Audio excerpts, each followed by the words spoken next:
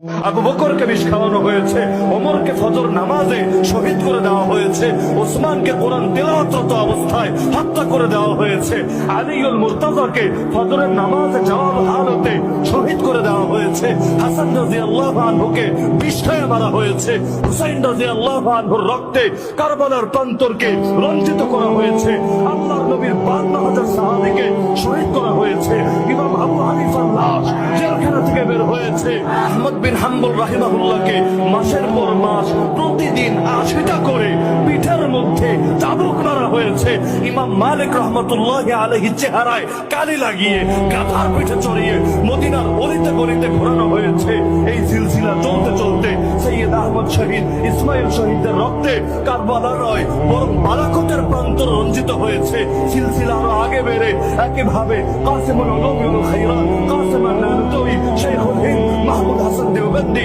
শাইখুল আরবি ওয়াল আজম হুসাইন আহমদ আল মাদানী, শাইখুল তাফসীর আহমদ আলী আল লাহোরী, তাদের রক্তের নজরানা সামনে আসতে আসতে সর্বশেষ আমাদেরও ওয়াকাবির এবং অনেক আশিকের রাসূলের রক্তে শাপলার প্রান্তর রঞ্জিত হয়েছে।